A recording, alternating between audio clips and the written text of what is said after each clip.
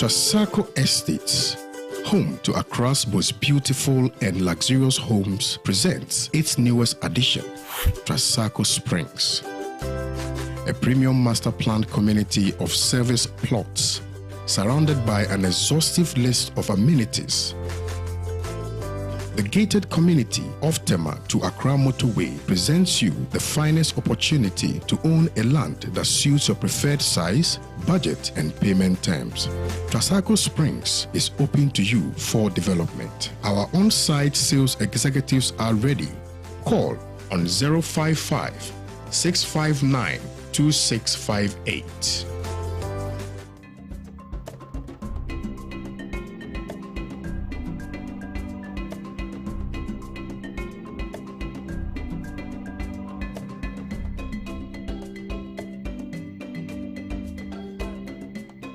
Today is Friday, and welcome to the next Friday segment on Pan-African Television. Me and Honorable Liviu Zeni, we have started on a very nice note. Good morning, Honorable. Is that a nice note? Yeah, very beautiful note. It's a nice but a friendly fire. You know, I've lost my voice. But when I see all of you, I get excited. So I'm allowed to laugh. It's good to always see you. You know, you energize. Yes. So Comment Bernard Ambatay Lamona, good morning, sir. Good morning. I trust you are well. I'm doing well. I'm just surprised that you've lost your voice. And Yes. still your voice is audible. Yeah. I'm If struggling to swallow saliva. you should just check what you are eating, because these days of People are grinding bottles for me to play small morning. Solomon Awusu, good morning. Good morning, Good morning. You bear one of my names, so please be nice. Yes, and same to you. Be nice. I've watched a number of your shows, and they are firebrand. You can be nice. But your boss is very calm and gentle. Oh yes, I'm very calm. Am I not calm? I'm very calm. I will see.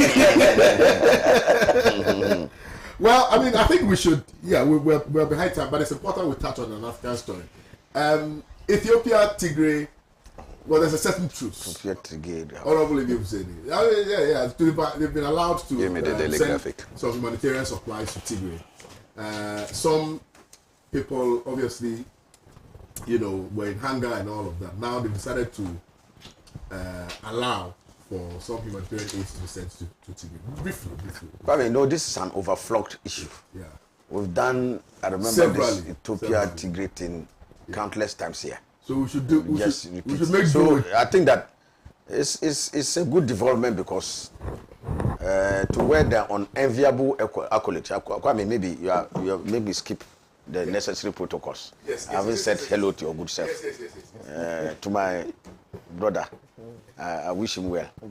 Now that they are locking their offices and painting some of their colors in NDC colors. We are welcoming all of them. It's a sign. I'm surprised we didn't hear that it was the NDC who sponsored it.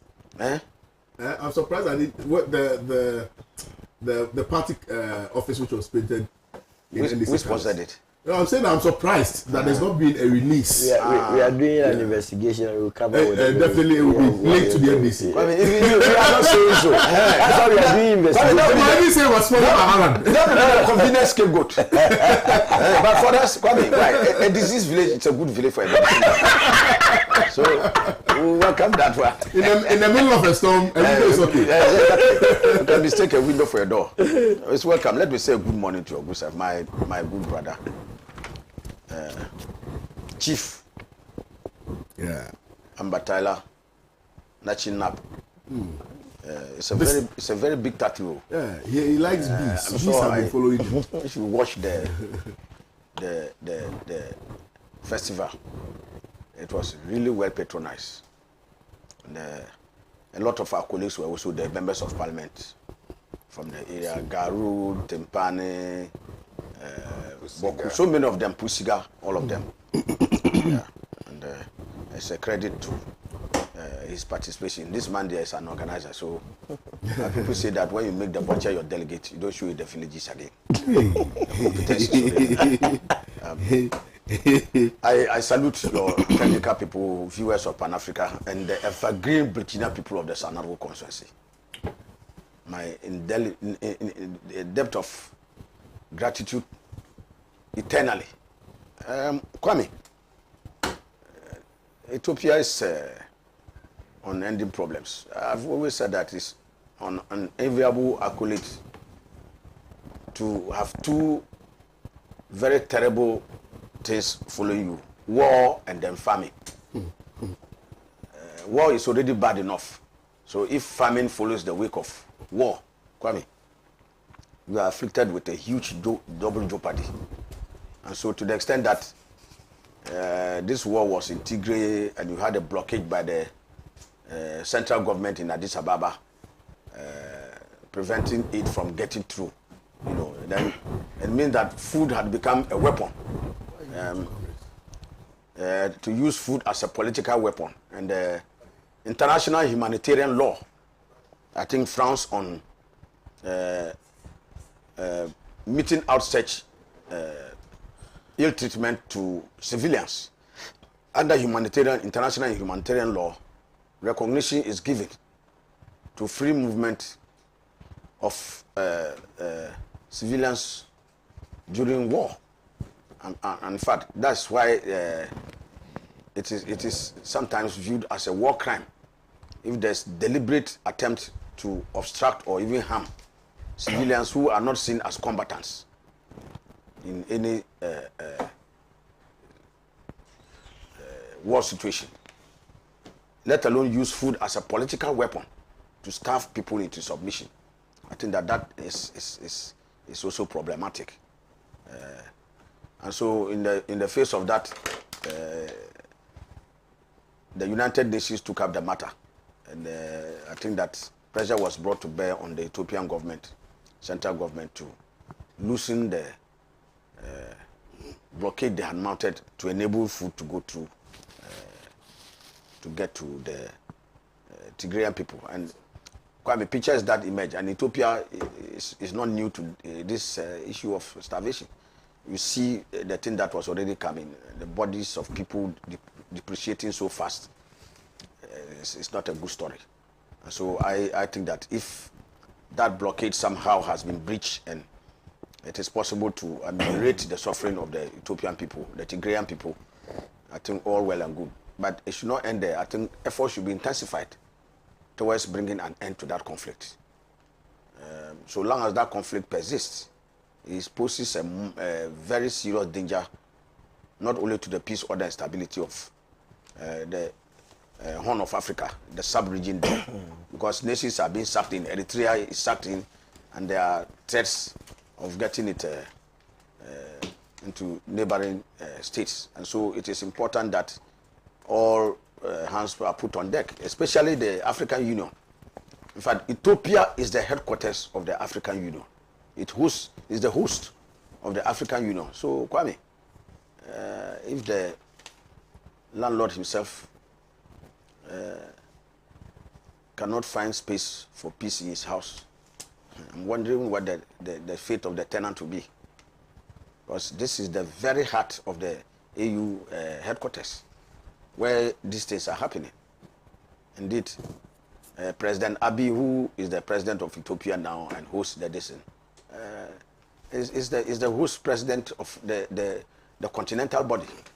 And so if he himself is not amenable to finding a peaceful method of living with his people, some part of his people in his own country, Kwame, it poses very serious questions for Africa and our ability to integrate. I have always said that, and Kwame, that's why anytime I say these things, I have nostalgia for Osagyefo Dr. Kwame Nkrumah, the legendary founder of this nation, Ghana, and the African of the millennium.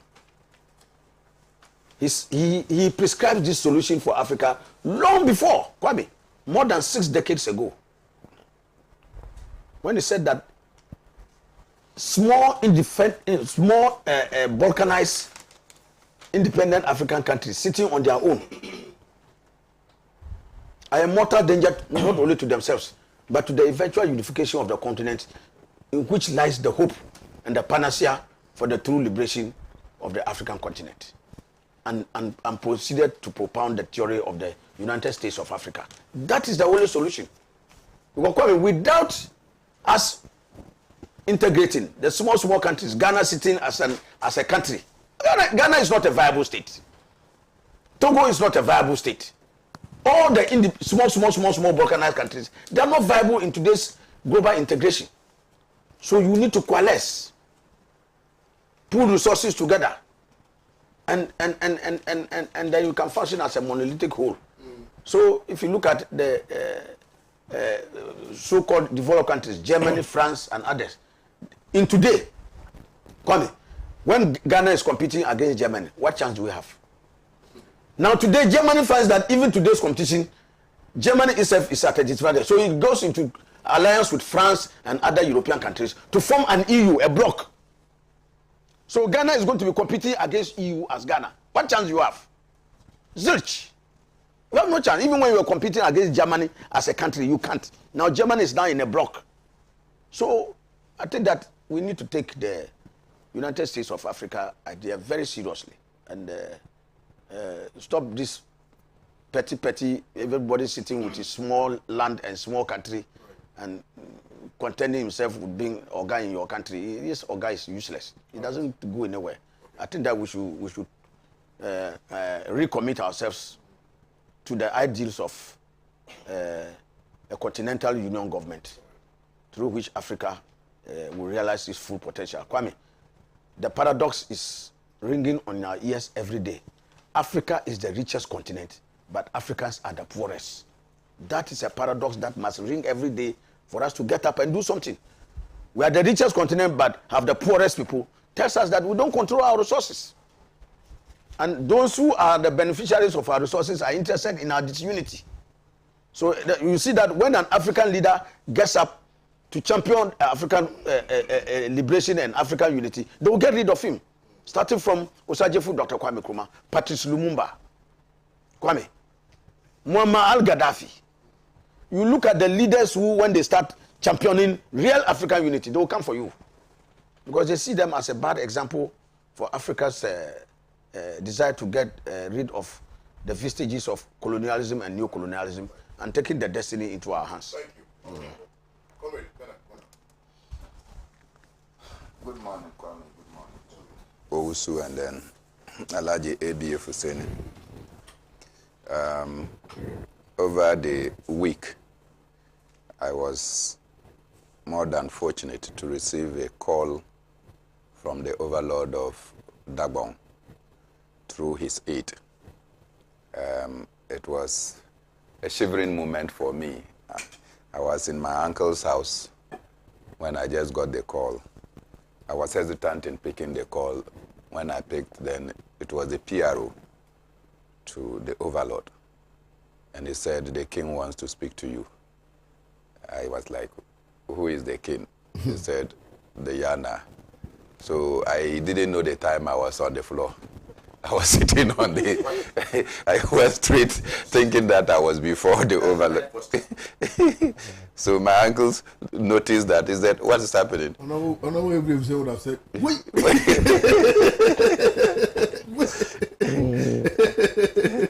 And then I'm grateful for the words of exaltations that I received from him. And indeed, my uncle was very proud that me, his small boy, could receive a call from. The overlord is an avid Yeah. So it takes not just TV, please. It takes interest. Let us enjoy our moment. Yeah. He specifically said, I watch Pan-African TV, please. You're an African. You have to work for Honorable, Honorable, this small quick we are enjoying. You want to show that? no, he wants to bet and share. Well, this one is joy share. Honorable, why do you want to King Solomon's our blessings? So it's humbling. It's humbling to do that. Kwame, first I want to start from Mali, if you permit me, and then I'll get to Ethiopia. The court of the West African Economic and Monetary Union, UEMOA, has lifted or called for the sanctions to be lifted on Mali, the economic sanctions that has been imposed by the 8 countries within the UEMOA zone. And I think that there cannot be anything stronger than that call. I am of the view that African problems must be solved by Africans, and that we cannot import solutions from outside of Africa. We have done this repeatedly, and over the years we have not succeeded at anything. It keeps diminishing the strength of Africa and our resources. The Malian junta reneged or failed to organize elections as planned. There was another coup d'etat. ECOWAS, upon the instructions of the EU, quickly went to impose sanctions on Mali. And then, soon after that, we have seen that the European Union itself now jumps to say that they have imposed sanctions on Mali.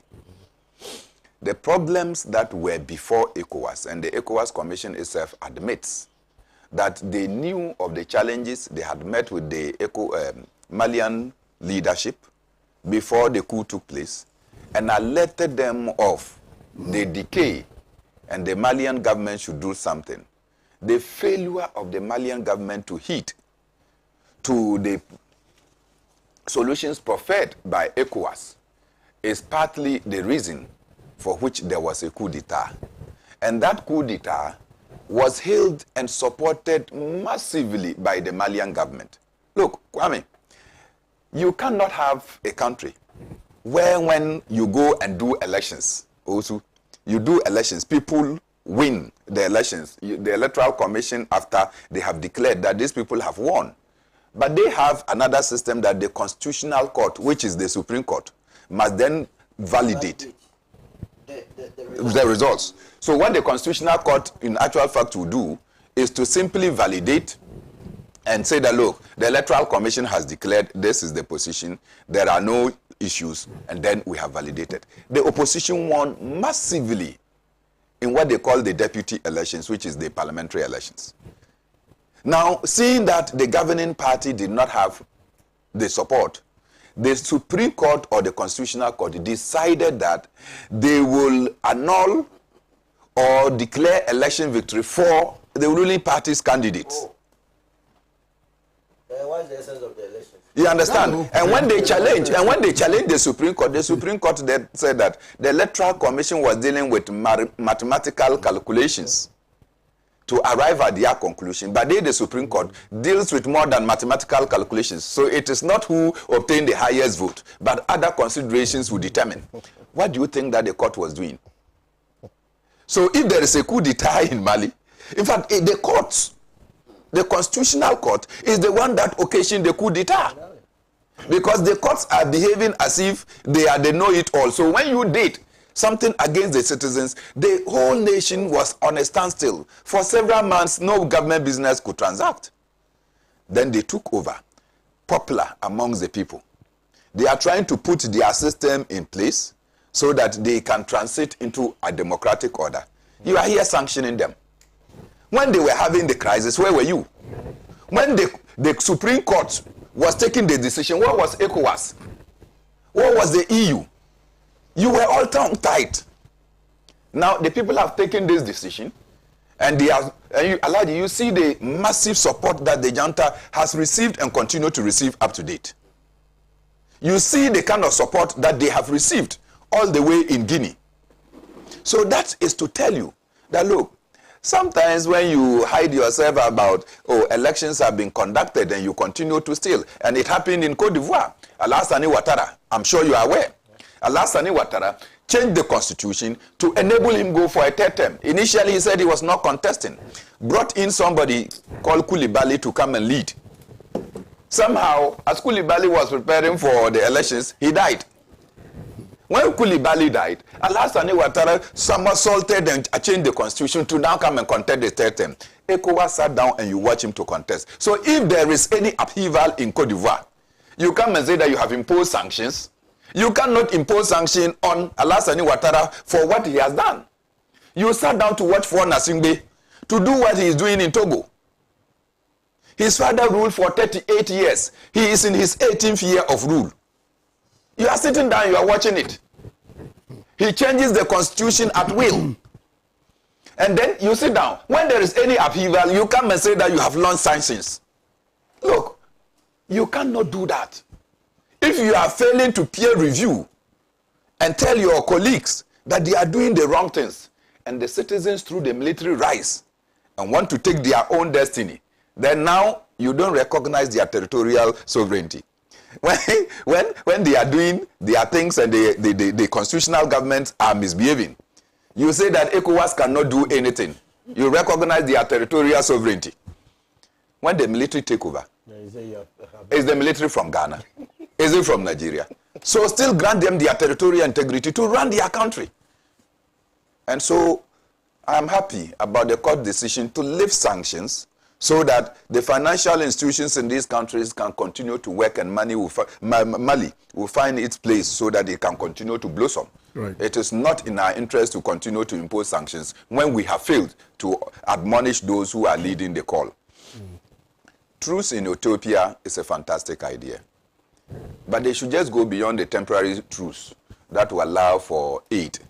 This is Africa. As I said, Africa should have our own solutions. But you see, there is always a long spoon somewhere. Somebody somewhere is sitting down and stirring things. You understand? The crisis in Ethiopia, Tigray, and what have you, has remote control from outside of African continent. Everybody knows this. The African Union is aware of this. Everybody is quiet about it. So it used to be the likes of Kwame Nkrumah, Patrice Lumumba, recent day Robert Mugabe, and probably Thomas Sankara and Muammar Gaddafi, who could speak to the West and tell them that, look, you are the problem and the challenge of the African continent. If you take your hand off, without that remote control, Africa will take its rightful glove and wear. So the challenges we face, look, the people speak the same language, Alaji. They eat the same food. They are virtually the same. Pettiness and ego of some individuals is escalating conflict in Ethiopia and the Tigray area. And I'm happy that at least truce is coming. Let's go beyond this truce and to ensure that we are able to patch up our differences and work together. After all, it is Chidoma who wrote his book, that we are all Biafrans. And when he said we are all Biafrans, a section of the Nigerian society thought that he was speaking for them. Then he said that the penury, the poverty, the inequality, the near neglect on all the societies of Africa is the challenge of the Biafran society. And so anybody that finds yourself in that category, you are a Biafran. And so we are all Biafrans. Let's see how we can overcome our common challenges without dissipating ourselves and our energy on these conflicts. Thank you. Very kindly. So look. Good morning to Comrade Mona, and then good morning to Honorable. Comrade has done justice to the South Africa. A house that is divided can never stand. It is in the interest of the West that we are always divided. Look at the resources we have available. So if you were united, can you see the impact that it will have on the Western world? The day Africa will develop, that will be the end of the rest of the world. Everything that they make or take or they produce comes from Africa. And so to the extent that we will continuously follow them, our leaders will follow them without thinking about the future generation. This is what it will happen. Ethiopia relies mostly on tourism and agriculture. You are fighting. When you are fighting, it means your revenue from tourism will reduce. As I sit here, I normally go to Addis Ababa for strange reasons. It's a beautiful city. And if I look at what is happening... I know part of the reason why. Oh, my brother.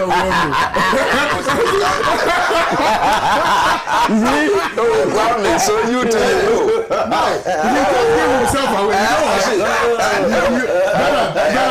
Let's leave that. So don't just give himself away. Do you know what he did? When he made it, like, I know the other reason why he did that. He started doing it.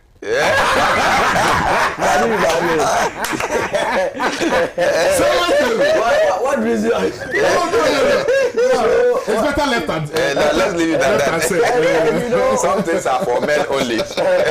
One thing I like about them is their liberation.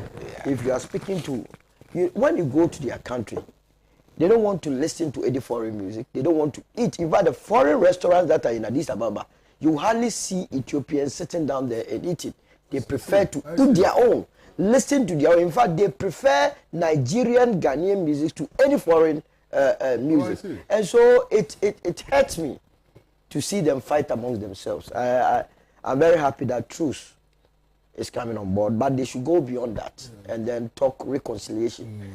16 months old, thousands have died. What is the benefit? What is the end game? After the war, if everyone is dead, what are you going to achieve from it? So let's talk. See, the Great War started before Ukraine, but the world's attention is Russia-Ukraine invasion. It means they don't care about us. COVID came and it told us as Africans that until the Western world is satisfied, we are never going to get anything. When they came out with vaccine, they hoarded all the vaccines till the time that they were satisfied before they started releasing some. As to whether or not those that were released to us were even expired, no one will tell. So it tells you that if we don't unite as Africans, between Ghana and Togo, we are even unable to agree on certain things. From here to Cote d'Ivoire, when we are going, look at the blockade. Our own ECOWAS, we are not able to do things together. How much more the whole Africa? So it is making the AU a toothless institution, an AU that has even its own headquarters built by the Chinese. We are not independent and we want to claim to the world. I would wish that we will have a crop of leaders that will put all their selfish interests aside and think of the collective good of the continent, so that this continent will move beyond poverty into riches. That is all we are waiting for. Right. I wish to invest in the reasons why you go to. Oh, it's for business purpose. Yeah, so I want to be part of the. I want to invest. Next time, let's go there. Let's go. And you will love Ethiopia. You will love Ethiopia. I see. Because a story is told about a certain Ghanaian pilot who was operating from Ethiopia when they never came back to Ghana again.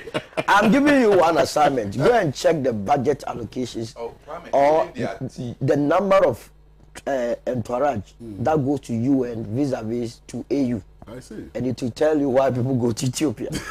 Anytime government delegations to the UN, if you check the records, are always far less than when we are going to AU meetings. I see. Just go. I've given you that assignment that it will give you an indication. No, but yeah, who go for the business? Who go for other reasons? You will go for business. Let's go for business. Yes. When you are taking tea around, they put this incense in the tea. And sit down. You feel the ambience. It's super. No, you know, you want me to visit. Oh no, when was the last time you visited Ethiopia? Still, I've never been to Ethiopia. Oh really? Yeah, it's a very nice place. I've gone to so many African countries, but I see. Ethiopia. But no, this one I'll finance this trip. Okay. Between me and you, we can go. No, you see, right here on the show, there's discrimination. No, but you and also are going there. Huh? You and also we are going there. You just agree that you are going there. No. So we will meet in the All right, beautiful. Let's discuss Honorable Kenneth Rata. And I'm sure that there are a number of issues which were raised that are of interest to all of us. Government outlined 7 revenue measures. So I will allow you. I'm not going to interject. I'm not going to ask questions. I'm just allowing you flow. And I want to respectfully start with Honorable Ibiv saying a number of the things which, for the purpose of our viewers, were outlined by Honorable Kenneth Rata, the Finance Minister, is the reduction of expenditures and to review energy sector capacity charges in order that we can save some 1.5 billion Ghana cedis, and then Ghana Revenue Authority to collect revised property rates April, and then tax exemption bill to be passed.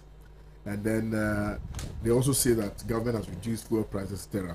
So these are some of the measures government has decided to put in place in order that we can alleviate the economic labyrinth in which we find ourselves. Honorable Ibiv Seni, let me allow you to analyze and deal with the matter from your perspective. Sir, please. Thank you very much. Kwame, first and foremost, let me sympathize, let me send a message of sympathy to the good people of this country for the excruciating hardship inflicted on them by the Nana Akufo-Addo Bawumia government. To commiserate with them seek their forbearance and patience, and to assure them that the darkest hour is the one shortly before daylight. That notwithstanding the darkest hours we are having now, by the grace of Allah Almighty, inshallah, inshallah, inshallah, come January 7th, 2025, there will be the dawn of a new, prosperous, better era where their sufferings will be ameliorated by the grace of Allah Almighty, when His Excellency President John Dramani Mahama takes over the reins of this country and continues with the good works that he had done before. Kwame, I've always said that, you see, you don't realize the importance of your buttocks until there's a boil on it. You know how, in the face of the plethora of utopian promises, mouth-watering promises the MPP made, that many Ghanaians were hoodwinked on the strength of these lies and concoctions, sweet talk, utopian promises the MPP gave to vote for Nana Akufo-Addo for a second term. We had the opportunity to caution many Ghanaians, but many people did not listen. Kwame. So, as the Gombe say, you climb a tree to see that which is going. After that which is coming, wait, it will reach you. Today, we have seen it ourselves. And for many people, you know now, the Nana Akufo-Addo Bamia government, you know how they call, the Gombes call them now? No. Zania government. What does that mean? Zania, everybody has seen them. So today, everybody has seen them. Kwame, when some of us started talking about these issues of the hardships of the economy, Kwame, and today I've heard conveniently when the finance minister made his decision, he sought to even bring in Ukraine. The Ukraine conflict, Russia and Ukraine.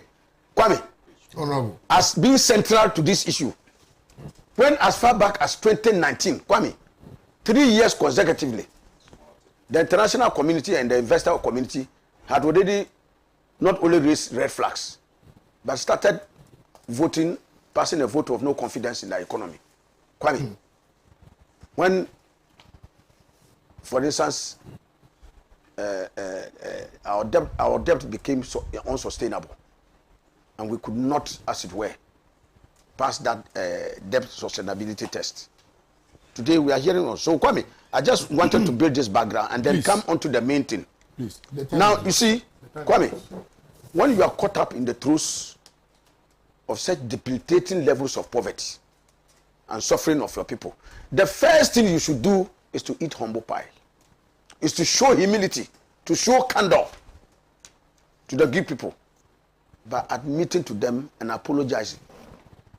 So I thought that if the president did not do that, the finance minister in this thing yesterday would have admitted clearly to Ghanaians as a preamble to the presentation. And yesterday it was Kwame. When you peruse it, you see that a lot of it is heat. It was stripped of substance. What the finance minister did was largely a waste of Ghanaians' time. But we'll come to the specifics. Kwame, so it's to eat humble pie, apologize to the people, and admit your glaring incompetence, your cluelessness in handling the myriad of problems that afflict the country today. And Kwame, put yourself on a pedestal to receive alternative ideas from others. You then invite your countrymen. Kwame, when it became difficult, even in the NDC there, which was not even half of what we are going through today, President Mahama was candid enough to tell Ghanaians some of the problems and challenges we face, got everybody to go to Senchi. Even as some MPP members were coming and they issued this and that, anybody who goes there, they will break your head. And I think that the veteran economists, Kwame Pienim and others who eventually went, were chastised and all sorts of things said about that. But Kwame, that is the way forward to carry your country along. to build consensus, to get alternative opinions, and see how you can enrich the content of policy going forward. So, Kwame, that is what you do. Now, yesterday, Kwame, we had a press conference immediately after the finance minister spoke, and I think our spokesperson, first our leader, the Honorable Hanuna Idrisu, indicated that, Kwame, we are in a deep hole. Okay? You want to dig yourself out. Do you continue digging? And that is the issue of borrowing and reckless borrowing for that matter that this government is continuing to do. But Honorable Adongo did the financial analysis and indicated that, Kwame, exposure of this government's voodoo statistics they are putting out, that you say you are cutting expenditure by 20%, which is one of their the claims that is made. And additionally, we are talking also about this cutting discretionary expenditure, 10%. So if you do all the mathematics, you do all the cuts, even add additional $2 billion that you say you are going to borrow. Kwame, how much is $2 billion in today's cedis? If you take a conservative estimate of 7.9 or 8 cedis per dollar, you are talking about another 16 billion. So if you add all those ones, you still arrive at a 7.4 deficit to GDP. How does that measure up? You are already under the current dispensation saying 7.4 deficit to GDP. Now you are going to cut by 20%. If you add the discretionary expenditure of 10% and add, that comes to about 30%. You are going to cut by that margin of a budget of about 147 billion. Kwame, do the calculation. If you take it, you may go closer to about 31. If you take that one away, add the $2 billion you are going for, and you still, at the end of the day, you still be doing 7%, 7.4% debt to GDP after all this. So you see that it doesn't add up. But Kwame, more intriguing, one of the things that have bedeviled Ghanaians and created this extreme hardship for many Ghanaians is the issue of fuel prices. Kwame, it has devastated not only those who are directly involved in the transport sector. Kwame, everything has gone up. Everything. I won't go back to the old one again. Because we know the import of petroleum price increases on the economy as a whole. Everything will be affected adversely as a result of petroleum price increases. So Kwame, one of the things Ghanaians expected, and those who even had a hope, I said that nothing, in fact many of us believed that nothing good was going to come out of Keno for that time. So it was just gimmicks. And Kwame, when I read this thing, you will see why I'm saying that this government is not only wicked, it's insensitive, does not respect Ghanaians. Kwame, petroleum price build-up, Kwame, has about 42% tax element. The taxes contribute, that's why I say about 42%. Apart from the dollar, the computation of the world market price of the product itself, and then the dollar exchange rate, the CD dollar exchange rate. Kwame, the next thing is the quantum of taxes that government loads onto the petroleum price build-up. And Kwame, in yesterday's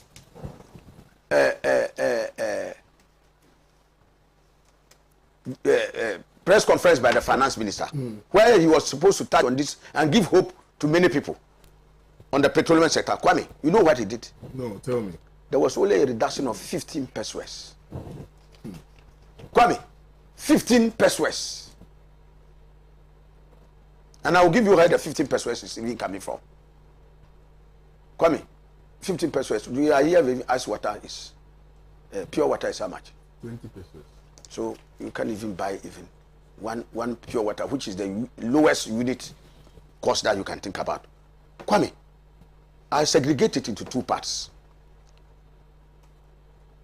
The petroleum taxes that government touched yesterday was, Kwame, he dealt with the margins of those in the petroleum operators sector. Boss margin, Kwame, 2 pesos was taken out. The UPPF, 9 pesos. Fuel marking, Kwame, 1 peso. And then primary distribution margin, 3 pesos. If you total this, Kwame, you get the 15 pesos that government took away. All these were from, like I said, it did not touch one peso. The finance minister did not touch 1 peso of government taxes. And Kwame, these are the government taxes. Energy debt recovery levy. Kwame, currently they charge 49 pesos for petrol and diesel and 41 pesos for LPG per kilo. Did you hear that? Yeah. Then the road fund levy, Kwame, currently they charge 48 pesos for petrol and diesel. Then the price stabilization and recovery levy, Kwame, 16 pesos for petrol, 14 pesos for diesel, 14 pesos for LPG. Kwame, energy fund levy, 1 peso, petrol and diesel. Kwame, sanitation and pollution levy, 10 pesos, petrol and diesel.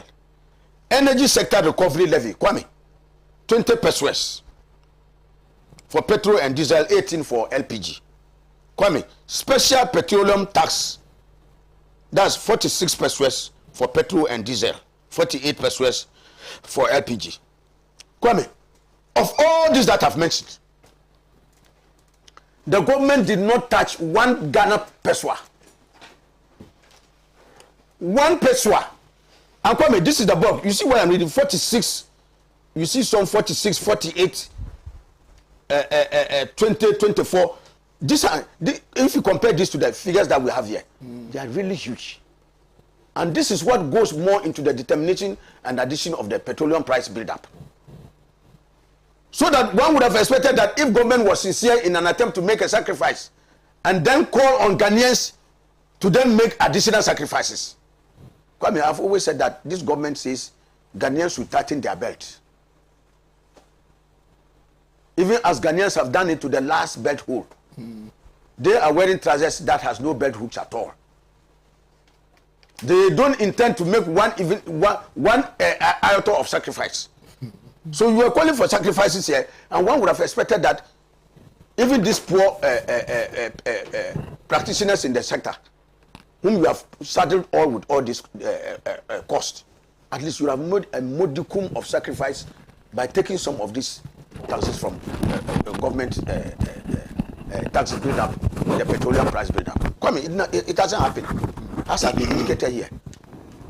So you are going to reduce petroleum by 15 pesos per liter. Kwame, how will it encourage those in the transport sector to look at either managing or even reducing or maintaining the current level of transport fares? So no wonder, Kwame, immediately after the finance minister spoke, the transport operators indicated that, in fact, they are going for an increase because they were so badly disappointed. I'm sure they must have nursed some false hopes that the finance minister was going to come out with something positive that will impact on petroleum prices. Unfortunately, it's a huge disappointment.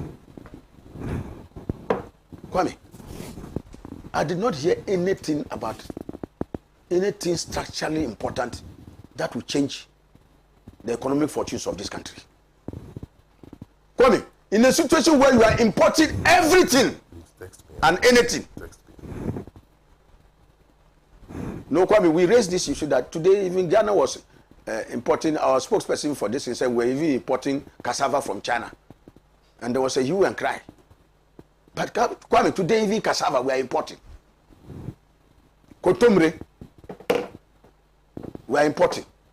So you are importing virtually everything. Now we are importing cassava from China. Yes, so Kwame, how on earth are you going to be able to protect your city? the finance minister was conspicuously silent on what structured his government could do to be able to boost the city. And these are people coming. Don't forget. Now I hear the joke in town that the CD has imprisoned Dr. Bawumia. Because he said he had imprisoned it and they're giving the keys to the IGP. Now he's conspicuously missing and people said they have located him in prison by the CD. This is what has happened. Maybe police headquarters. Kwame, let's come back to practical measures government itself was going to take. Kwame, in time you are complaining that the country is not financially sound, and you are operating the most obese government in the history of this country. In fact, not in the history of this country, this world. Kwame, I stand to correction, and I'm challenging anybody who can show me anywhere in this world. Maybe my brother is here, and that's your government. He doesn't want to interject so that when his time comes. Where on this earth can you see a government made up of 124 ministers? Where? On the face of this earth, I'm not even limiting it to any place. If you can point to even Komsomolskaya, Nauru and Tuvalu, anywhere on the face of this earth, that a government is constituted of 124 members, ministers. Kwame, and you know the implications of running such an obolo government, such an expansive, oversized government with an elephantine appetite. Because Kwame, you know that for every minister, the perks that come along with that office, multiply that by the number of ministers, multiply it by 12 for a year, and multiply it by the 4 years they have gone. Kwame, look at the number of government appointees this government has come in and appointed. In their thousands. So, Kwame, one would have expected that if you are calling for sacrifice from the ordinary Ghanaian who already is so overburdened, you will do something about the oversized government that you are operating. Cut down on the number of your ministers. Cut down on the number of your government appointees at the Flagstaff House or Jubilee House or whatever you call it. Kwame, have you seen that? Kwame, yesterday as the man was making this in, I saw a Fifi convoy, long one. Fifi in town. Kwame, that is part of the things you should cut down. Because V8s are gas gatherers. And so the more, now, I'm wondering, I'm waiting to see, Kwame, there's a V8 allocated to carry the president's chair. I'm waiting to see whether in the face of this call for sacrifice and austerity, the chair will be dethroned from that V8. So that the president can go and sit. Because, Kwame, I know that even when the president is coming to the village, Kwame, the best chair in the village, you will get it. I lie. We have seen it before. Even if they have to go and borrow some nice furniture somewhere and come, you will get it. And our leaders throughout, I have never seen a president going and a chair being carried after him. This is under Nana Akufo-Addo, this in that we are seeing this in. Yeah. And in a time of austerity, we can have vehicles allocated for the purposes of carrying sectors. Kwame. And we are talking about the need for sacrifice. Kwame, we are talking about a government under whose supervision billions of Ghana cedis is leaked annually. Kwame, the latest Auditor General's report for 2020 indicated that we lost 12.8 billion misappropriation, misapplication, malfeasance, corruption, whatever you call it. Kwame, under the watch of this government. Kwame, for 2017, 2018, 2019, 2020. Kwame, the Auditor General report. And Kwame, I'm referring to, these are just the statutory boards and corporations. So I'm not talking about MMDAs. Not metropolitan, municipal, and district assemblies. I'm not even talking about them. I'm talking about statutory boards and corporations. For the 4 years under Nana Akufo-Addo Bawumia, 2017, 2018, 2019, 2020, Kwame, a conservative estimate loss of 33.3 billion Ghana cedis. This is the leakage. Kwame, it has not been blocked. Kwame, I didn't hear any measures to fight corruption,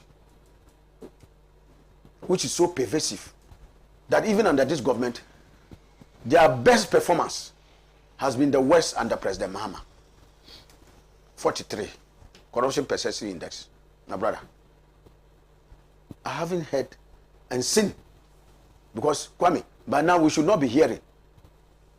You have been given the mandate by the people and running government for 6 years now. We should not be hearing we are going to do, or we intend, or these are policies. What you should be seeing action, Kwame. The people did not elect you to come back and make fresh promises. They elected you to come and deliver. And so yesterday, Kwame, very sadly, that is what Atufo said. It was empty. The finance minister's talk was empty. Generated more heat than substance. He was speaking English, and as usual, Kwame, you know, when he wears the white and comes and quotes the Bible, he's going to hoodwink you. Like the legendary Bishop Desmond Tutu said that in the beginning, when the white man came, he had the Bible, we had the land. He said we should close our eyes. When we close our eyes, and before we finish the prayer, when we open our eyes, they had the land and we had the Bible. It's gone. He has hoodwinked you. You have been conned. So sorry to let Kwame. The finance minister did a very poor job. Right. And no wonder. Yesterday I was listening to Joy FM. They were doing some survey on Ghanaians.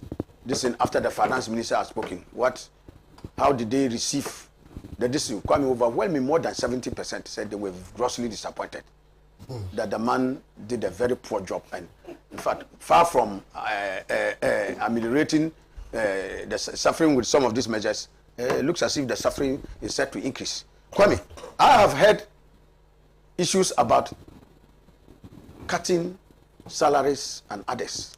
And I've heard... If you can conclude on that for me, please. Yes, I've heard appeals being made that, the Council of State said they have cut their salaries by 30%. The president is cutting the salary of his appointees by 30%. And so members of parliament should consider cutting their salaries. I mean, I want to say here and now, speaking for the NDC, which I speak for, that not a peswa, jenjene, the Gombe say jenjene, Benge, Dakakulo, not one Ghana peswa will any of our members be prepared to contribute. Kwame, I've said it here many times that when you make the hyena the caretaker of your kraal, don't expect to come and find one animal alive. Until this government shows not only competence in the management of the economy, but that it has demonstrated an iota of commitment to the protection of the public purse. And you go and give them more money, Kwame, they'll chop all the money and you will see anything. As we speak, the finance minister is very opaque. He has not been able to make accountability to Parliament. Parliament has called him many times, and I'm sure you listen, it's part of the news, that he said he could not come because of this matter. He's run away from Parliament a number of times because he has failed to come and account. Even for money, even pandemic monies, COVID. Kwame, until the World Bank and the director came to say that they are giving us 560 million. Many Ghanaians, they kept it under the decision. Nobody heard about that money. And today, as we speak, they have not been able to account for that money. Okay? Wow. So, Kwame, I can say without any iota of doubt, one Ghana peswa, our side of the house is not going to call. And you see, Kwame, let me expose the gimmick. When they say, for instance, they can talk about our colleagues on the other side, MPP side, because Kwame, you know why? Virtually, maybe with a notary assessment, maybe one or two, which I can't know which is the one or two. Virtually all of them are on boards and corporations. Kwame, their board allowance alone is more than our salary. So you put somebody on a board. I am not on the board. My colleague is on a board. He is taking board salary, the board allowances, which is more than my salary. And then you come and tell me that I should come and sacrifice with him who is on the board. Kwame, what sense does it make? But for me, the sacrifice emanates from the principle that the person for whom you are putting the monies that you have sacrificed into his custody is not worthy of that trust, because his gargantuan appetite does not make him a protector of the public purse. That is why I'm saying that you don't make the hyena the caretaker of your crowd. Okay. And so to give those kinds of money in their custody, Right. Kwame, that's not. And Kenofurata is the worst protector of the public purse. I'll come back to you again for round 2, but let me come to Bernard Mona and listen to Bernard's submission on this subject matter. Today, this is what we are going to be talking about, because there are various angles from where he looked at the issue. So I'm allowing all of us to have a bite, and then, you know, if there are rebuttals, whatever, we look at that. So you have another chance. Comment respectfully. Kwame, I have some challenges. That we are in an economic crisis. What will be the appropriate forum for the Minister for Finance to present or to communicate to the people of Ghana? Wouldn't that be through the representatives of the people? And so, for the people of Ghana to know how serious these measures will impact, and if there was the need to persuade, that persuasion should go through the representatives of the people. And so Parliament should have been the appropriate venue for the communication to have been done. That look, we are in economic stress. The President has instructed that I come before you. And I'm sure that the same mileage would have been given, because we would get increased media presence in Parliament to want to listen, so that our members of Parliament would have also had the opportunity to listen to whatever policy measures or alternatives that we have for this nation. If you choose to go and do a press conference somewhere, press briefing, that means that you have undermined the institution of Parliament. You do not give importance to our Parliament, and you think that any form of sending out information must be done. The problem we face in our nation now is Kenofurata. And I can tell you that anybody that has done Econs 101 will tell you that speculation is one of the major fuelers of currency crisis and inflation. And anytime there is that speculation, you watch the factors that triggers it. One, there is lack of confidence in the managers of the economy.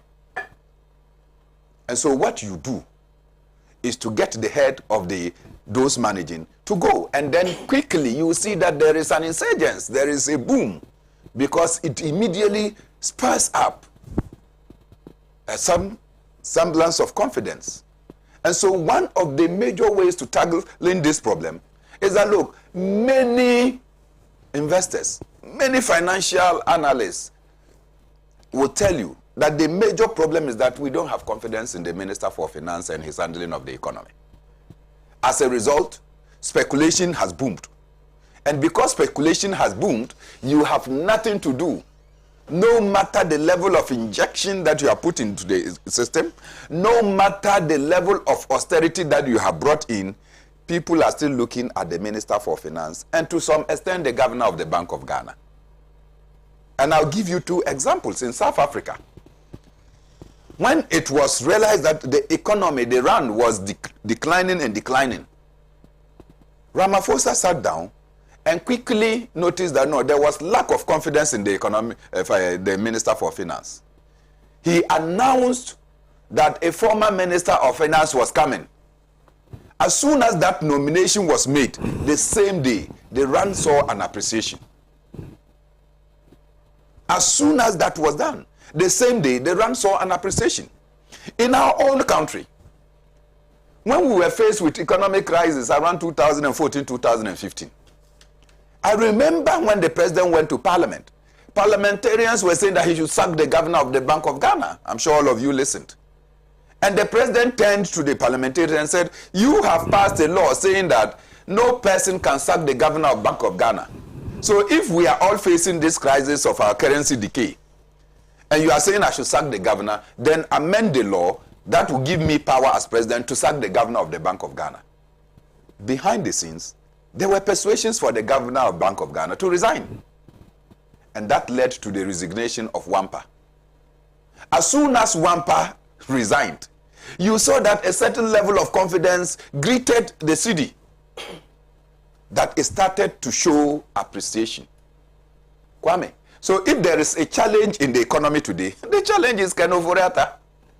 And that the markets have lost confidence in Ken Ofori-Atta and the governor of the Bank of Ghana. So President Akufo-Addo cannot send the same person to come and be communicating when everybody know that you are the one who has failed the nation. And that is why I said that, look, the team that has dug the hole, the grave for us, is the same team that you assembled at Pisduase to come and give us what solution? They are a failed bunch of people.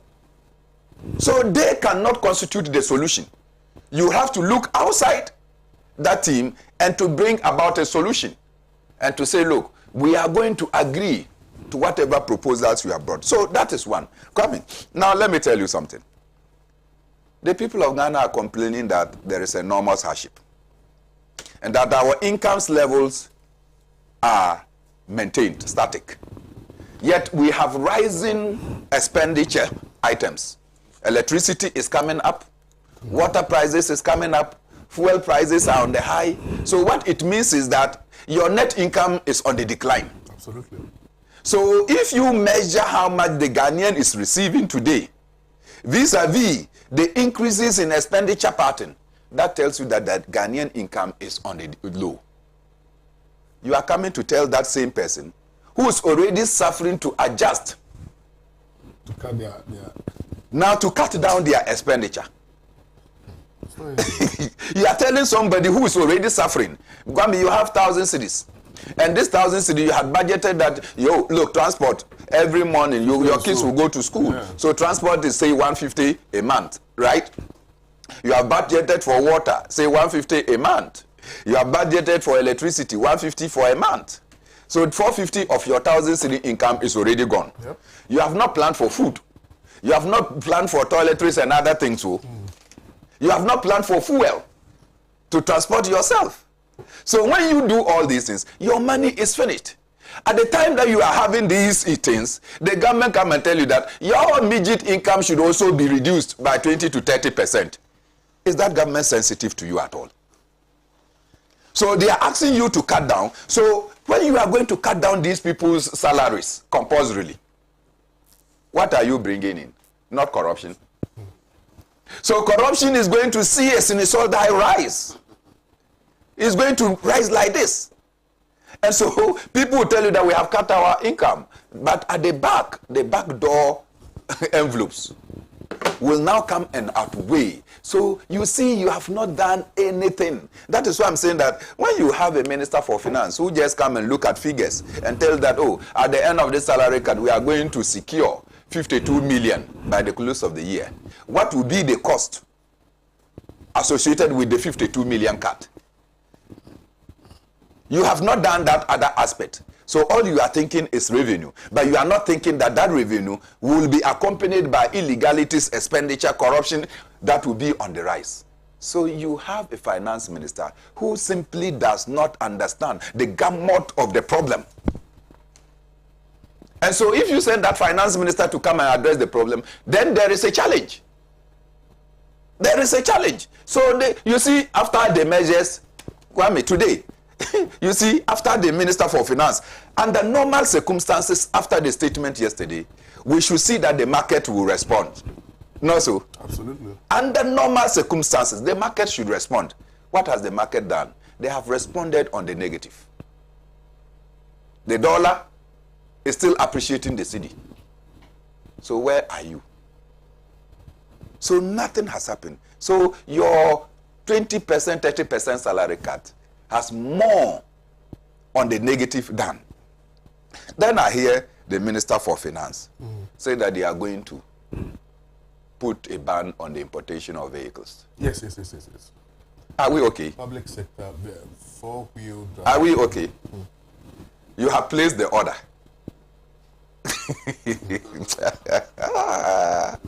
You have placed the order. You have placed the order. The vehicles have arrived at the port. You have placed order. You have paid money. The people have bidded. Everything has gone through. Even cancelling the contract alone, Kwame, will lead to judgment debts. Absolutely. I mean, it doesn't make sense. It doesn't make sense. You see, when you come and do this and you think the market will respond, they will not respond, because anybody that understands these will tell you that, look, the orders have been placed, tender has been completed, people have won, contracts have been awarded, they have started. They have gone to get their people to now supply. They have finished.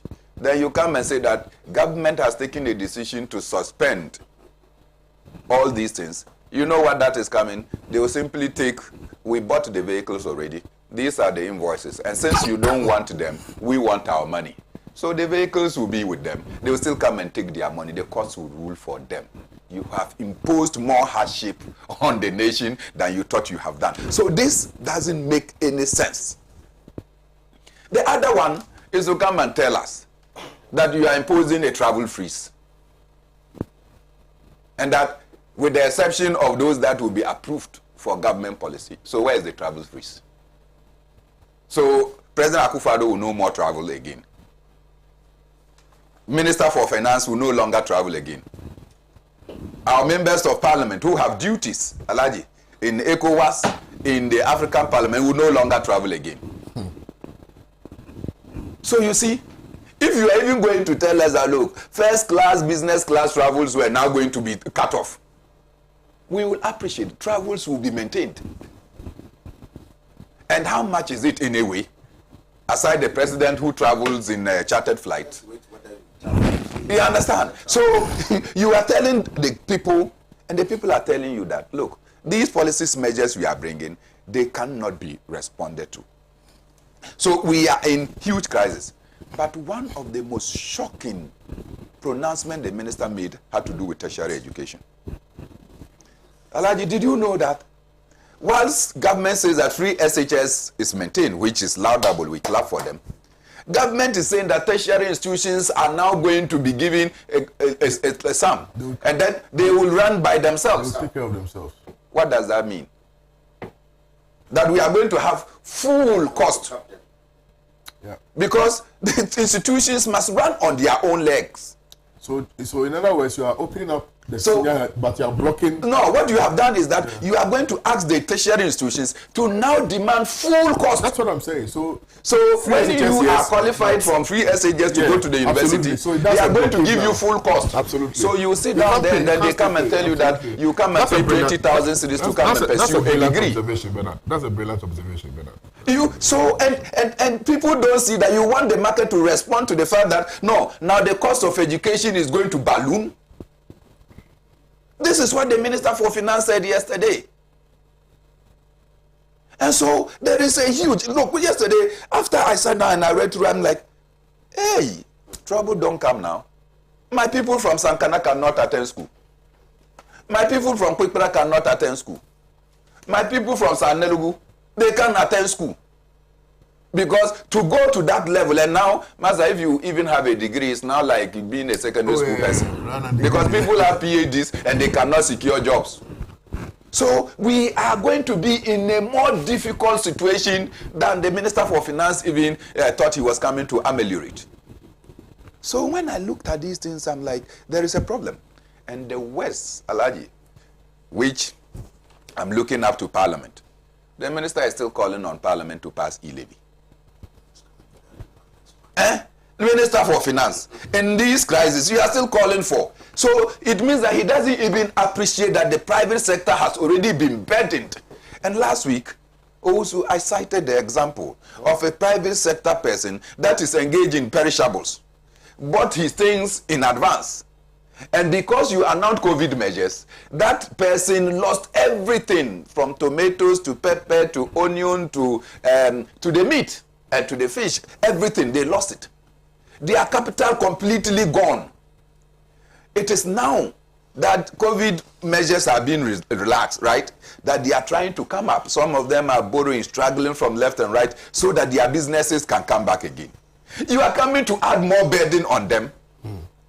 Which country has ever taxed itself to prosperity? And when you have economic crisis, what you do is to initiate tax cuts. That is simple knowledge. You institute tax cuts so that the business community can rise. When the business start to boom, then you will see that, look, resources will be liberated into the system. Employment will be generated. The hardship will be curtailed. This one too, Minister for Finance, you don't understand it. Then as they want to say, they are coming to announce that as usual, they are going to deal with ghost workers. The Ghanaian people that have died and they are still working, they are many. Because every year from Kosi Boche's time, ghost workers. From Kosi Boche's time, every time, ghost workers. Every time, all the way to Kwame Pepra, to Osafo Mafo, to Kojo Banredu, to what do we call it? Kwabena Dufour, to Septepe, to Kenoforiata, ghost workers. Indeed, our ghosts resurrect all the time. So all the time, when you have challenges, it's ghost workers that are bringing it. And we have not been able to attend to this. Today, that overflowed issue of ghost workers, we are still talking about it. And the most insulting aspect is 15 pesos. Take away from how much is the liter? It's now 10.8. 10.8. No, 10.8 per liter. So that would give you. Okay, you come and take 15 pesos. And then you tell us that you have reduced fuel prices, 15 pesos, of 10.8 cedis. So, honestly, if there is a problem in this country that Akufo-Addo is failing to realize, one, it is their disregard for the institution of parliament. Two, is failing to appreciate that every economy, and to this crisis that we have, 70% of our crisis, I can tell you from where I sit, is speculation. Lack of confidence in those who are managing our finances. And so the governor of the Bank of Ghana and the Minister for Finance, and in particular that the governor of Bank of Ghana cannot be sacked. You can do the same under deals that you have done with other previous governors. Persuade them to resign so that you can inject somebody that the markets have confidence in. The Minister for Finance, I don't know whether because he's Akufo-Addo's cousin. Okay. But when your minister has failed,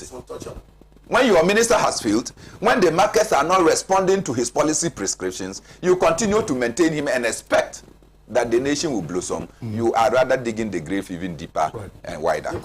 Let me read a few messages here. Respectfully. Let me read a few. Is 48.6 CDs account. Okay. Let me read a few messages here. But before then, let me remind viewers that the Obasima Summit team will be in Tamale UDS campus tomorrow, Saturday. So for those of you who are in UDS or you are in Tamale, make sure you catch Amma Pratt and her team in UDS tomorrow. Actually, no, Saturday. Tomorrow is Saturday, right? Tomorrow, yes, tomorrow. Try and be part of that particular summit. Also, I think that with Bena's submission, I'm thinking of organizing bringing back my forum for accountability so we can organize it. Do you remember forum for accountability, Bernard? So we can organize a forum. I think that we need a bigger, platform. Well, this is big, but we need like a platform that's open so we can have an extensive conversation on this. You just actually respectfully brought my attention to this thing.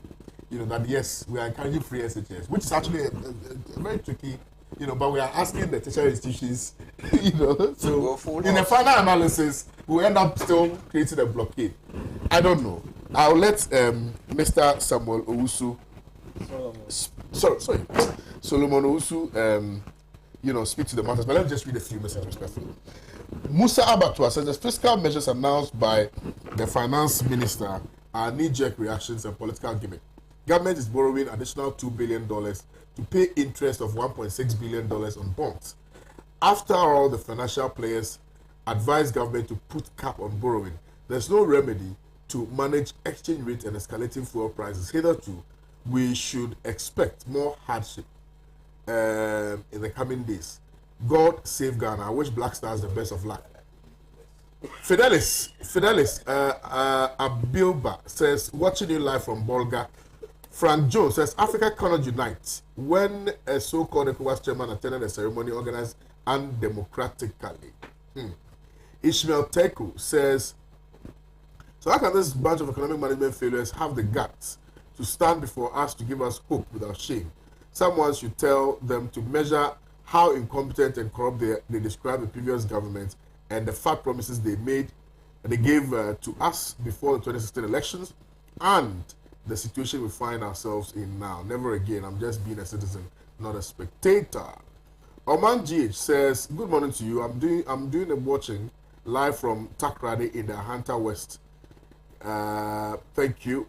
Frank James says, NDC is not even boasting of Adongo, and yet some are carrying shoulder high a Bobokala look-alike data digital economic. What are you talking about? Baba Adosu Ibrahim. You have read the message. Abdullah. What you're talking about. No, I'm wondering. I wanted to understand, but I don't understand this one. I don't understand it. He said that Adongo is an economic gem. And the NDC is not carrying shoulder high. And some other people. Gambo Sadiku says, good morning to you, Kwame. I love this platform. Good job. God bless. Watching you from Qatar. Hopefully your message will mean that Black Stars will qualify for Qatar. Simon Bauer says, Keori, the E-levy has started secretly. The utility bills we used to pay without charge, now they charge. Are you sure? Julie, that's what somebody said. I don't know. But you monitor your data. The rate at which your data are highly illegal. I mean, just check your data because these days you buy data and it's gone. You too, you've noticed that. No, but I think that the telcos and they are no. Your data just go without your knowledge. Wow. Well, Malikia Wahab says, if Amaprat is sending her Obasima program to Tamale, then the name of the program must change to reflect our culture and nordness. See, that's but I have a problem with that. The project is Obasima, and we've been to Central region, we've been to the Volta region, we've been everywhere. Are you denying the person what does that mean? But last year we're in Tamale with Obasima. What does Obasima mean in the They explain what Obasima is. Because to blend it, we want you to blend it with the local so that the people understand. In fact, I support that person. Yes. So because of the project has been in existence for all these years. Paksum. Okay. Something. Paksum.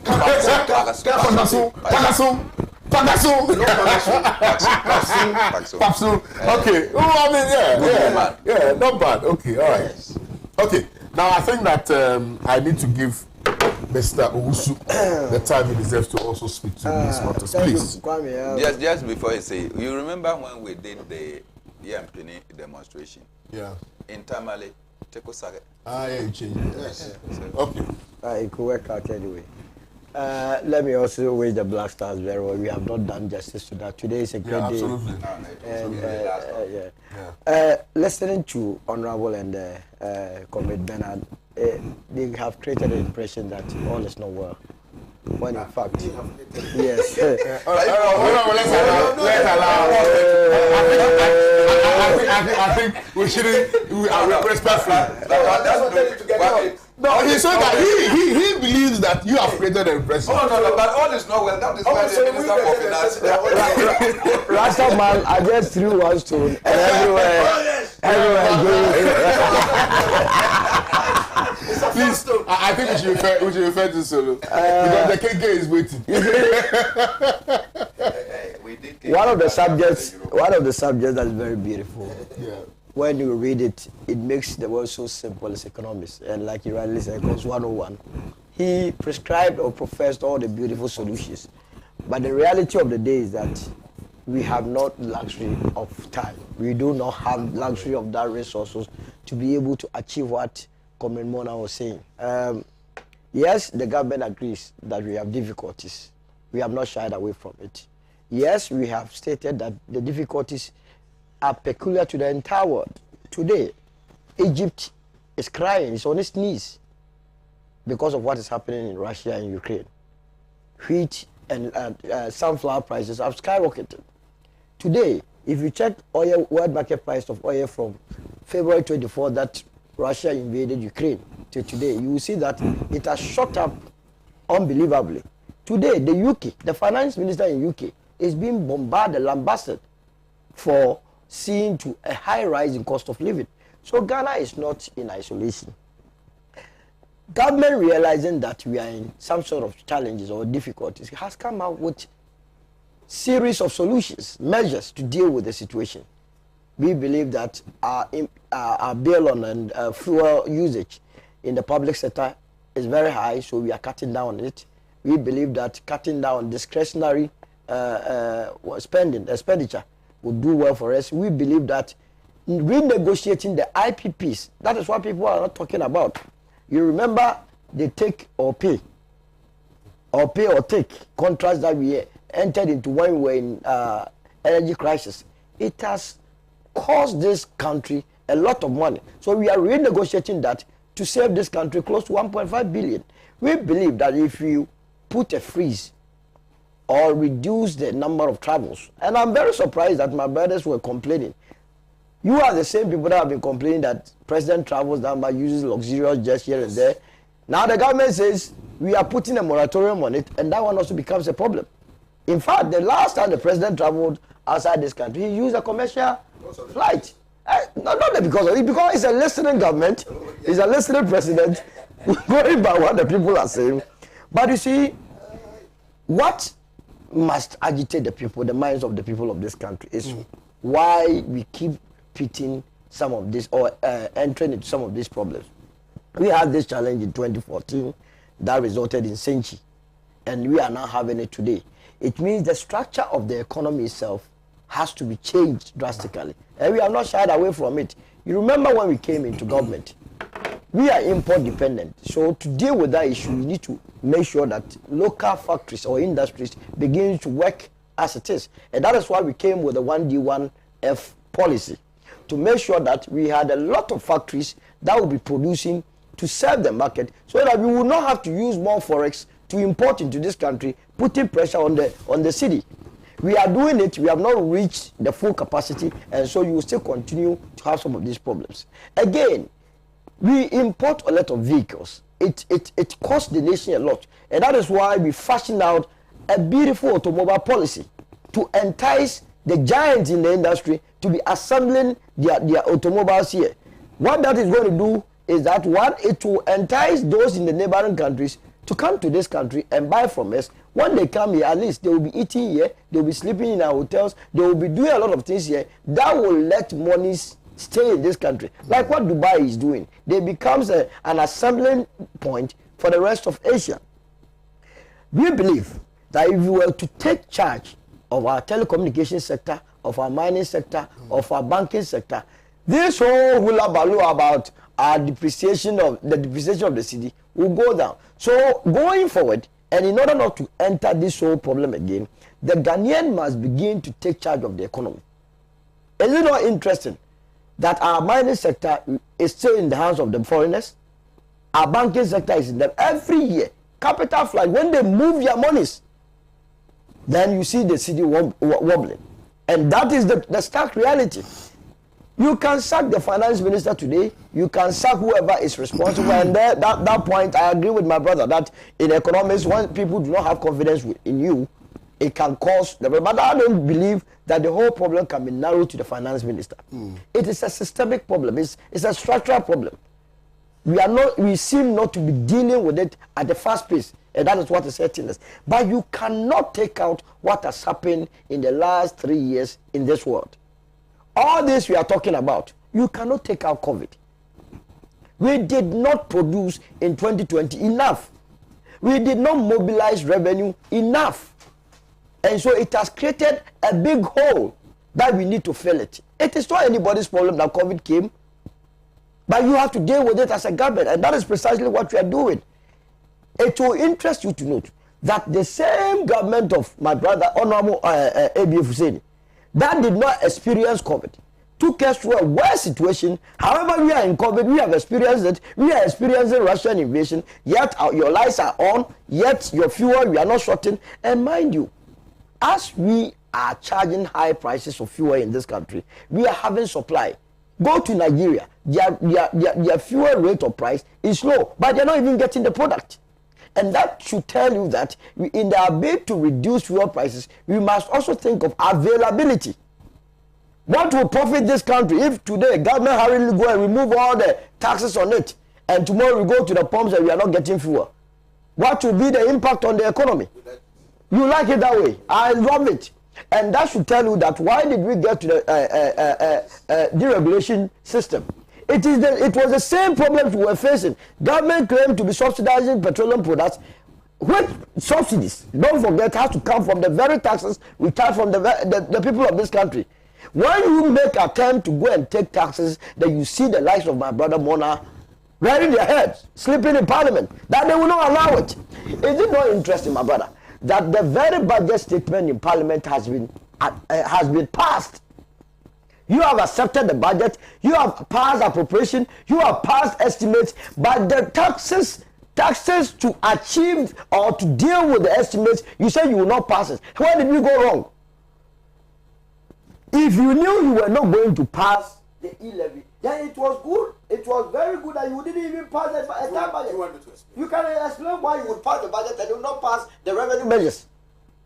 You want me to explain? Because I didn't want at the risk of interjection. Is it the case? If you give me the opportunity. I won't give you the opportunity, but you can help in this direction. Is it the case that you have passed the entire budget? Have you passed the entire budget? I'll have my turn. I will explain. So, I will come in. Well, you say you don't want me to explain. No, don't explain. So government is doing its bit under the circumstance, under terrible circumstances, to make sure that we put body and soul together. We have said, and the president said it when COVID was at its highest peak, that we know how to bring an economy back, but we did not know how to save the people of this country. In our bid to save the people of this country, it has created a lot of problems for us financially. Unfortunately, because of the way we have managed ourselves from time immemorial, we do not have enough. We do not have enough as a country to always fall back. So small problem is like a business, doing a business. If you don't have enough backup, any small challenge, it exposes you. And we have not run away from that. So it is for the Ghanaian, who are the owners of this country, to bear with the government at this stage and help us in whatever measure. It's going to be temporary. All these things we are talking about, it is not going to be so next year, in the years ahead. And we pray that issues or problems in the magnitude of COVID will not rear its head as we are going forward. Nobody anticipated it will happen. And we must admit, I have listened to my brothers in the NDC, I have listened to Bernard here, and they seem not to have any serious solution. Yesterday I listened to Ato Forsen, I listened to Adogo. All they did was to rehash the problem that we all know, which the government itself has told the people of this country. We have challenges with the mobilization of revenue. We have challenges with our depreciation. This is all that we came to re-echo. Not a single solution. And anyway, I did not even expect any solution because they were faced with this same challenge and they could not take this country out of it. And that led them to be going out.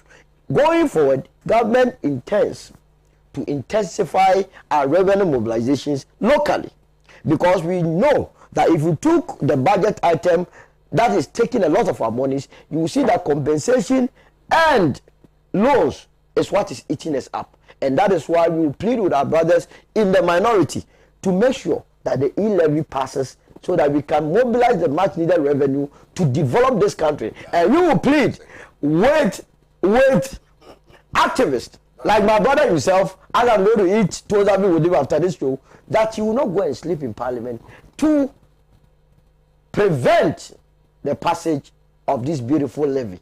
This is what will reduce our debt burden. This is what will stabilize our economy. This is one of the things that will engineer confidence in the economy. If I'm an investor and I want to invest in your country, and I see your parliament fighting over passage of or adoption of a tax, what will be my collateral? So if the Minister of Finance told you that because of what is happening in parliament, the confidence in the economy that my brother was talking about has been compromised, and that investors no longer feel safe bringing their money, then he was right. Going forward, Parliament must know how to deal with issues to do with taxes, because that is the only collateral that investors look up to. They know that when you pass your E-levy and they invest in your country, in the worst case scenario, there is money that they can follow. You are saying you are not going to do that. So how do they bring their money? How would they get their monies back? In any case, as we speak, are we not paying E-levy? I want to see the views of the opposition on this matter. That is it the case that the last time I said 1%, my brother corrected me that it's even 2%. We are happy that the telcos are taking 2% from us. We are not complaining. But government that is responsible in providing all the necessary... You are still bringing this argument here. Is there? You are bringing this argument. Are you not finished with your issues? You came here, you brought a lot of you. Huh? What service are you providing? So I want you to take 1.5%. So let me talk to you. What service are you providing? Talk to me. You have my ears. You have my ears. What services are they providing for them? They are providing governmental services. To provide the governmental services. So, and I like the spirit with which the Minister of Finance spoke yesterday, that I really believe that the minority going forward, we are not going to see the kind of hustling and the bickering in Parliament. Let's do things that will create the impression that you said you are not going to see what? we are not going to fight. Are you going to still fight? Over what? Over the E-levy and other issues. It's coming again. It's going to go. And but that is, then you are sitting here saying that there will not be. You don't know the reason. Are you assuming that the E-levy is going to be? We are going to support it to pass. Are you not going to support the E-levy? He says for the way. He hopes that there won't be any bickering. There is no support for the E-levy. As far as we have indicated to you. But have you seen? Why are you wasting time on flogging a dead dog? Why are you people punishing them? When we told you that the E-levy we won't support it today, we won't support it tomorrow, we won't support it forever. You see, are you going to be there to punish him? The NDC has decided to punish the people of this country, not the MPP. To punish? They are punishing the people of this country. The people who said they don't want the E-levy. Who said? Ghanaians. But who am I? Am I not a Ghanaian? You are just a few Ghanaians who are This supporting man, he's a single Ghanaian. You see, a few of you who are supporting the E-levy because of your parochial political interests. But do you, as a political party, abhor payment of taxation or paying taxes? The man is suffering. Move a levy. So I want to know. We're actually down. I just want. He doesn't want you to land. Can you classify for me? No. Now ask your question. Classify for me. The E-levy is what tax? What tax is it? The man doesn't know what the E-levy. The E-levy is E-levy. Electronic levy. Do a momo and pay tax government. You support government. You support government. When you were honorable, when you go to church, is that when you go to church? That is the reason why it must be thrown away. Who should what type of tax do you pay in church? What do you give offering? What type of tax? What does the church do for you? They pay for you. The government doesn't take. The church does what? They pay for you. The government is paying for you. The church that is collecting their tax. No, the church actually prays for you. So what is your basis for? I'll just ask you a simple question. So what are you doing to end the 1.5? We will fly private jets. What are we doing to do? The 1.5 that you are collecting, you want to collect for the E-levy. Well, no, to provide amenities, social amenities, provide security, to provide all the things that a citizen needs.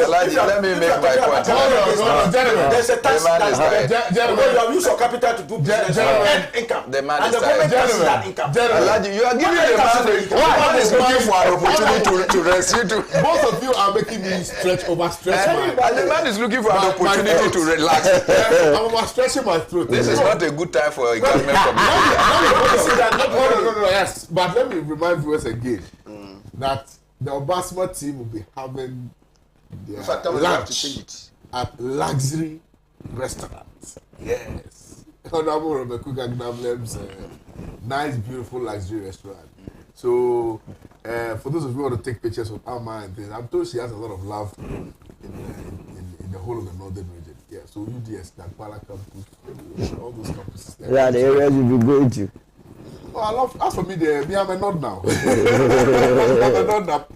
The only place I've not been to is this man's constituency. This man said that is the place you have been going to. Can you? Yes. So I understand what he as in, like what he does in Ethiopia. No. No. UDS. Oh, UDS is I'll just leave it at that. Anyway, Honorable. Yes. We are wrapping up. Yes. But 2 minutes. Yes. Find a way, I beg you. I know you will not talk. Just give it to me. I'll give you talk. You are happy now. If he doesn't talk, they will say it's because he supports Alan. I beg you. Let him talk. I'm still intrigued that. Okay.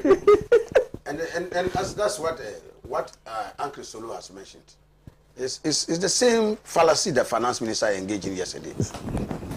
Kwame, long before we even had a banter over E-levy, there had been a clear vote of no confidence in this economy, in the shambolic management, the crass incompetence, the hopelessly uninspiring leadership that the Nana Akufo-Addo, Dr. Bawumia government and its visionless economic management team had inflicted on Ghanaians.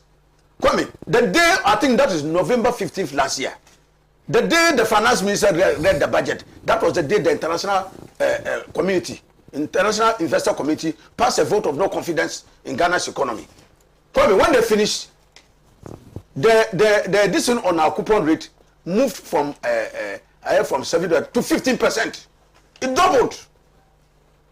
That is a clear sign of a vote of no confidence in your economy. But in November last year, was did we start the E-levy? Did we start the E-levy, the day the finance minister read the budget? No. Yes! So it came subsequently. But the vote of no confidence had already come into the economy. Why are you kicking But the international investor community. So the same thing. I'm sure if they had their way, they would have even sent Ukraine back to November. They'll say as far back as November, the Ukraine-Russia fight was already on. The MPP, if they get the opportunity, they'll backdate the Ukraine war. Kwame, it's incredible. And I'm just asking, why? The E-levy. Kwame, when you pay me money, at the end of the month, every worker is paid. It's like these days that some workers have more arrears than before under MPP.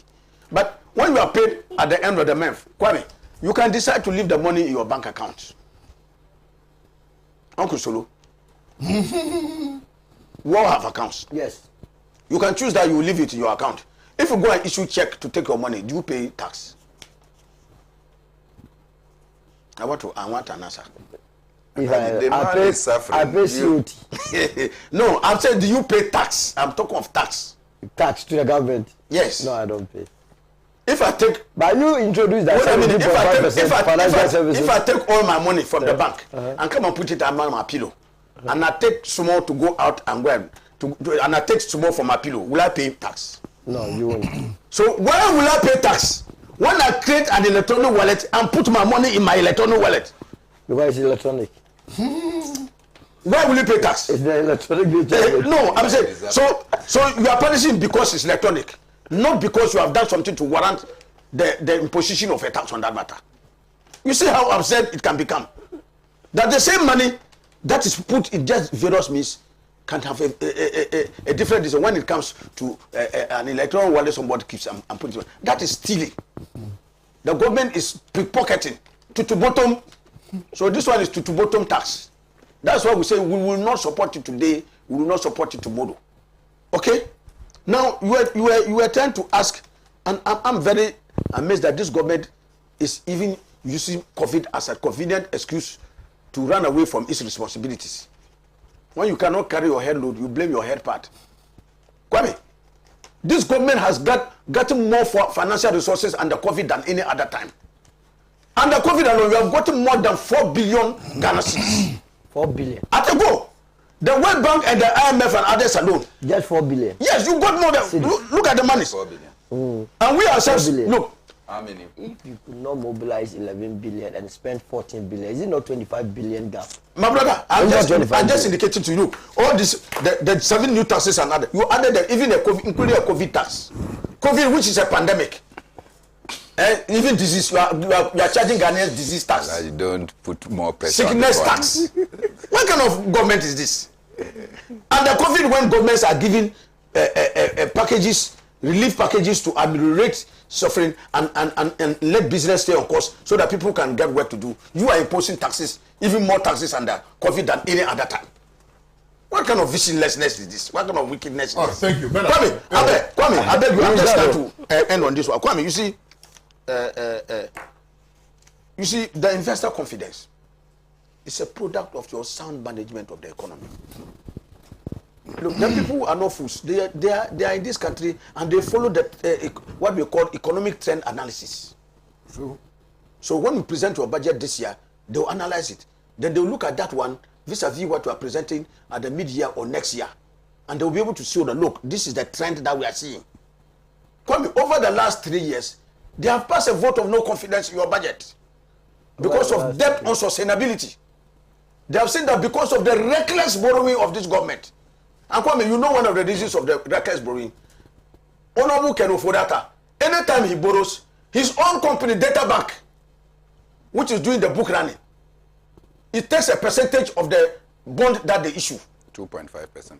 Kwame, so look at the first Ken bond that you took, 1.2 billion. Kwame, can you see, let's even say 1%? No, 2.5. No, it's not, let's say, it is 2.5%. I didn't want you to go there. That no, it's 2.5. When you mentioned the Ghanaians, a lot of Ghanaians will collapse. No, it's 2.5%. When you took the Ken bond, 1.2 billion. Which one is the Ken bond?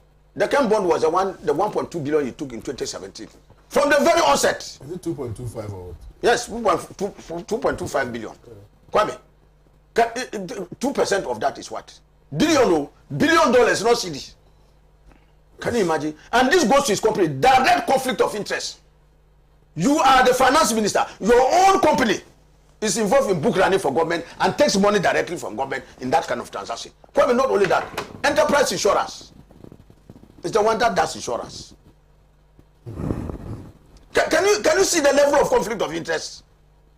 So that explains why we had this reckless borrowing. The appetite to just go and borrow. Because if they borrow, his company will make more money. Okay? Yes, sir. Kwame, yes, sir. Does it not strike you in yesterday's thing? There was a conspicuous absence of the mention of LPG. Yes. Have you heard that? Yes. And Kwame, we all know the consequences of these escalating prices of LPG. Government was supposed to encourage gas consumption so that we protect our forests. Alai, Solo? Yeah. I'm sure you are aware of that. Yes. Now look, what does the escalation of gas prices do to us? Does it contribute to that fight? We are in a difficulty. Honorable, let's go. Bernard. That's why I said that. You see, Bernard, you have done in the market. Yeah, honorable. Let's the house has, let's wrap up. The house has fallen. You don't ask whether the roof is still standing. Zongoshi. Kwame. Yes. Honorable, let's do. When Daria, I'm landing on this one. When Daria is going around the house, he's looking for the landlord. Looking for the landlord. Who is the landlord? The economic management team. Baumia. This is a hopeless. But wait, is Baumia in this country? Because I've not heard. That's why some people said that the CD has imprisoned him. Let's check up on him more. Maybe the dollar sales. Headquarters. The dollar sales. Because this is the time at the time when we are wanted most. When the prophet is there to preach his message, and they are looking for him, and they can only find an imposter. What is the fate of that religion? That religion. Bernard Bona, let me come to you. Kwame, I think that there is a certain misconception that renegotiating the IPPs. Bernard, I beg you. last one. He asked something about parliament. Why did we have off the E-levy? Because we passed appropriation. I thought I should just explain that to him. You see, it was a rhetorical question. Yeah, because we did not want. No, if you had on like today, can you imagine today if the appropriation bill was not passed? None of the ministry, department, and agencies will be paid. Government services and others would have suffered. Yeah, so we decided that because the E-levy was coming as a bill, let us have off the bill, pass the appropriation, but the bill will be treated separately as a bill, and we deal with it. That's why we're dealing with it. But it will die a natural death. Okay. This miscalculation that renegotiating the independent power producers and their charges is going to be a panacea to the economic mess that Ken Ofori-Atta, that Nana Addo Dankwa Akufo-Addo has created. Because obviously Ken Ofori-Atta is just a worker for Nana Akufo-Addo because he is mandated to lead this country. It's false. Soon upon assumption of office, they said that they have renegotiated the IPPs and that they saved this nation of so much money. This is what they told the people of Ghana. They said 800 and something, 40 something million that this nation was saved of, and that a lot of, what do we call it, power purchase agreements were put out there. Kwame, I was involved in the development of a solar energy. And then we signed a PPA. The signage of the PPA does not necessarily mean that money has been dispensed. When you sign a PPA, that is power purchase agreement. But even then, the September administration then decided that they will put in what they call the PCOA. That is put call option agreement. So, you know those days, once you sign the PPA, as soon as you sign the PPA, this is the quantum of energy I'm going to produce. When I produce, whether government takes it or not, the government is indebted. Now, government decided that no, it is what you put in that you can call on. So if you produce your power and government doesn't take it, government doesn't owe you. And then you explain all this thing, and then you still turn around today that we have economic crisis. You are talking about something that in your first term, when you came into office, you said that you had done the PPA audit, and that you had come to the conclusion that look, the independent power purchase power producers in this country, that you have signed some agreement with them, and this is the total value of that agreement. And once you have cancelled some of them, including mine, it means that you have saved this nation some resources. That is false. Today that we are in economic crisis, you are telling us that, after all, you were negligent or you were deceptive. And that, after all, you did not even cancel or deal with the independent power producers issues as you claim you have done. Yet you put in the public domain that you have done it. So when your people are talking, I know it's a difficult time. You just have to find something to be able to. But you know, see, how long should we continue to rehash the issue of ghost workers? As we speak, a government that wants to ameliorate, reduce the suffering of the people of Ghana is telling us that, hey, look, we have taken off our hands from tertiary education. So the responsibility of any child going through either the nursing colleges of education, the teacher colleges of education, the, what do we call them, technical universities, or the universities themselves. Look, you are on your own. Do you know the impact even on our economy? Because without tertiary education, you know how low even economic development will be. And when you sit down and you come and tell me, oh, we have increased economic growth by this, we have increased economic growth by this, what is the relationship between the economic growth and the development in the country? Fantastic. All right, so... I will end by saying that every available economic indicator since we took over power in 2017 is still better than what we came to meet. Indeed, when we came in 2017, the GDP growth of the country was 3.6. Between 2017, 2018, 2019, we had doubled it to 7%, and indeed, that propelled investor confidence. Between 2017 to 2019, we were able to access a lot of funds from the international market until COVID struck. And so that is why whatever we see, we still link it back to COVID, that it did not help this country. You told this country, or you told viewers, that we had spent, we got close to 4 billion during COVID. But I sat here and told you that as a result of COVID, we could not mobilize revenue to the tune of 11 billion. Meanwhile, we spent more than 14 billion. So if you add the two, it's 25 billion. Take out your 4 billion, it means we have a gap of 21 billion. So why would you not attribute it to COVID? Let the people of this country understand that we are in difficulty, and it's a shared responsibility that we come out of the hole. And in so doing, my brother and his people must not put the cart before the horse. He actually is sitting down here. He has not seen the bill, the E-levy bill, but he is confident enough to say that his people are not going to pass the bill. Are you helping the country, or you are destroying the country? This country must not be allowed to be destroyed by the National Democratic Congress. He was talking about the confidence the Ghanaians had in the NDC. Indeed, only last 2 years, the people of this country went into elections and they voted massively for the New Patriotic Party. That was an endorsement of the good work of the New Patriotic Party, and these people knowing, Comrade Mona and ADF said knowing that they do not have any issue. That is why they are talking. Everyone knows, viewers know that they have had their trick, they have had their bite. And when it is my time to tell the good people of this country what the New Patriotic Party has done, Mona will not allow me to talk.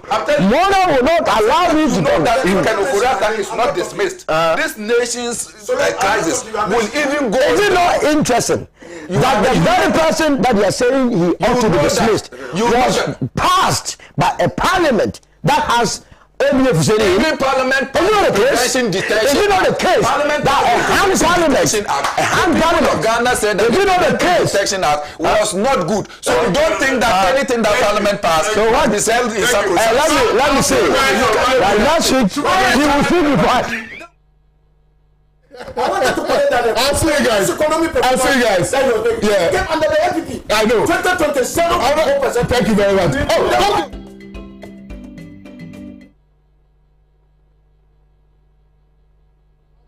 Summit. I think the Parliamentary crew, the team is already in Tamale. Ivan is there. Ivan is in Tamale. Amma is getting ready to go to Tamale. They're going to have a lot of speakers. Okay, so make sure that you join the team at UDS. Yeah, luxury restaurant will be hosting them as well, so make sure you go and eat with them. Thank you guys. I'll see you on Monday.